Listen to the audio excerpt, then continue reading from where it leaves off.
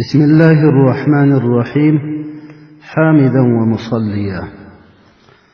یو محترم رور پوښتنه کړې ده. دی وایي چې زموږ څخه دلته په خارجي ملکو کې کفار پوښتنه راڅخه کوي نو وایي تا خو د لمانځه ډېره ښه طریقه راوښوله چې لمونځ نیت په دا شکل دی، ولاړه په دا شکل ده، رکوع په دا شکل ده، بیا د رکوع څخه راپورته کېدل په دې شکل دی، سجده په دې شکل ده، د سجدو په مابین کې ناسته و اتحیات. دا لمونځ خو دې په الفاظو راوښوئ. خو وایي زموږ څخه دا کفار پوښتنه کوي چې تاسو د خپل رب سره په لمانځه کې څه وایاست، تاسو په دې پوهېږئ؟ نو وایي موږ خو دوی ته تر اوسه داسې څه نه دي ویلي. خو نو دی وایي چې که ته مولوي صاحب زموږ دا توقع ارمان افره کړې چې موږ خپل رب ته په لمانځه کې څه وایو، موږ د دغه لمانځه په ترجمه او په معنا نه پوهېږو. د دغه محترم رور د پوښتنې او د ارزو او د هیلې په اړه به ووایو چې محترم رور پر غبرګو سترګو ستاسو په خدمت کې موږ هر وخت حاضر او آماده او چمتو ولاړ یو. هغه په دې هیله او په دې امید او په دې ارمان چې موږ خپل خالق راضي او خوشاله او خپل ځان ته ګټه ورسوو. ځکه پیغمبر علیه الصلاة والسلام وایي خیر الناس من ينفع الناس، بهترین د خلکو پیغمبر علیه السلام وایي هغه دی چې خلکو ته یې نفع او ګټه ورسیږي. په دې خاطر باندې محترمو مسلمانانو غواړم چې تاسو ته په مختصر شکل باندې لفظي ترجمه د لمانځه درته وښیم. البته د الحمدلله چې کومه ترجمه ده هغه زه تاسو ته بیا در استوم. هغه تقریبا په مفصل شکل باندې په 7 میسجانو کې خالي د الحمدلله ترجمه ما کړې ده. هغه هم تاسو واورئ چې په الحمدلله کې موږ د الله سره څه وایو. خو لفظا ترجمه د لمانځه تاسو ورته متوجه شئ. اوله پلا چې کله موږ نیت وتړئ، نیت یعنې د زړه اراده او د زړه قصد مې د لمانځه وکړئ او بیا مې په ژبه باندې هم نیت ورسره ووایي لکه په مخکې میسج کې مې درته ویلي دي. نو بیا موږ الله اکبر وایو. الله اکبر. د الله اکبر ترجمه دا ده چې الله تر ټولو لوی دی. بس د الله لفظي ترجمه دا ده، د الله اکبر لفظي ترجمه دا ده. تاسو چې هم په لمانځه کې وایاست، که نیت تړئ او که رکوع ته ځئ، که سجدې ته ځئ، په زړه کې به مې دغه وي چې الله تر ټولو لوی دی، چې دا زه سر ورته کښته کوم، دا زه عبادت ورته کوم، دا خو د دې وړ او مستحق دی. دا خو د الله اکبر ترجمه سوه. او دا الله اکبر داسې لنډ وایاست، داسې مه وایاست الله بس الله د اول الف مه کشوئ، بس الله اکبر. او بیا د هغه وروسته ما تاسو ته ویل چې لاسونه در نامه لاندې تړله کېږي، نیوله کېږي او بیا نو دغه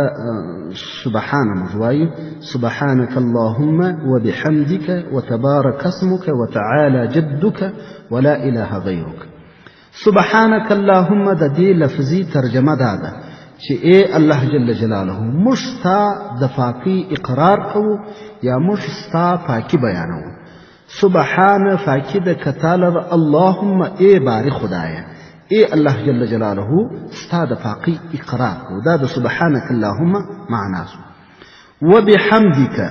او موږ ستا تعریفونه او ستاینې کوو. وتبارک اسمک مبارک دی، برکت والا دی، اسمک نوم ستا. وتعالى بلند دی، جدک ستا بزرګي او ستا شان، دا ډېر بلند دی، دا ډېر اوچته دی. ولا اله نست معبود برحق غیرک ما سوا لتا څخه. دا د سبحانك اللهم ترجمه سوه، لفظي ترجمه. او د دې په ایسته بیا موږ اعوذ بالله من الشیطان الرجیم وایو. د اعوذ بالله من الشیطان الرجیم معنا او ترجمه لفظي دا ده اعوذ زه پناه غواړم بالله فالله جل جلاله سره من الشیطان د شیطان څخه الرجیم چې ترټله سوی دی الله د خپل درباره شړلی دی دا د اعوذ بالله من الشیطان الرجیم ترجمه او معنا بسم الله الرحمن الرحیم موږ په لمانځه کې دا وایو شروع کوم باسمي په نامه سره الله د الله جل جلاله الرحمن چې ډېر مهربانه ذات دی او الرحیم او چې زیات رحم کوونکی دی دا ترجمه موږ کوو دغه وایو په لمانځه کې بسم الله الرحمن الرحیم ګورئ په بسم الله کې داسې وایاست بسمي د دې څخه مخکې داسې وایاست شروع کوم بسمي په نامه سره الله د الله جل جلاله په نامه شروع کوم داسې الله الرحمن چې ډېر مهربان او داسې الله چې زیات رحم کوونکی دی دا د بسم الله معنا او د الحمدلله معنا هغه داسې ده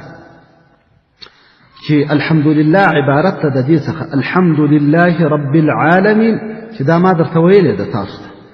الحمد هر ثنا هر تعریف هر ستاینه د هر چا څخه په هر زمانه کې لله خاص الله جل جلاله له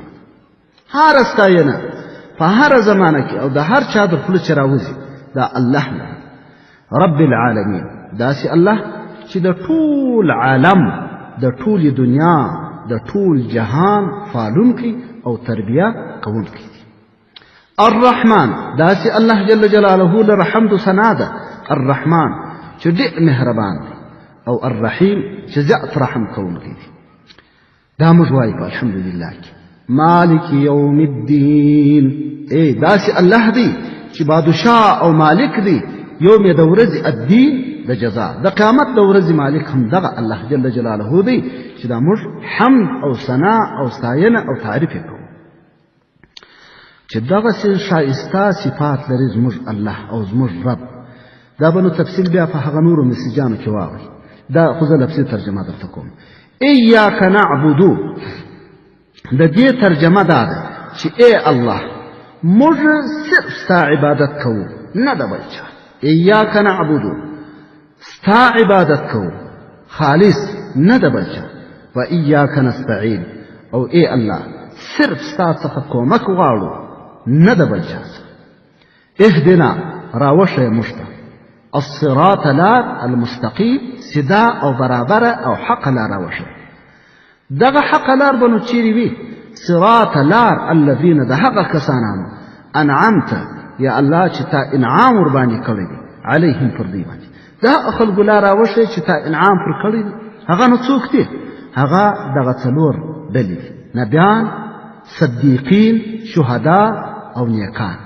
د دغو څلورو ډلو لار یا الله موږ ته راوښیه په لمانځه کې موږ دا وایو لمونځ دغه کیسه ده د الله سره چې موږ وایو موږ خبرې کوو هغه دغه یا الله مه راښیه موږ ته غیر ما سوا د لارې څخه المغضوب علیهم یا الله نه د هغو کسانو لار پر کومو چې ستا غضب کړله سوی پر کومو چې ستا غضب نازل سوی ولا الضالین او نه د ګمراهانو لار چې لار زموږ ورکه ده یا الله د هغو لار مه راښیه چې دا عبارت دی د نصاراو او د یهودو یا الله موږ ته د نبیانو او د صدیقینو د شهداو د صالحینو د نیکانو لار راوښیه او د یهودو د نصاراو لار مه راښیه په لمانځه کې موږ دغه وایو دا نن په دا میسیج کې واورئ پاته لمونځ چې دی هغه په بل میسیج کې والسلام علیکم ورحمة الله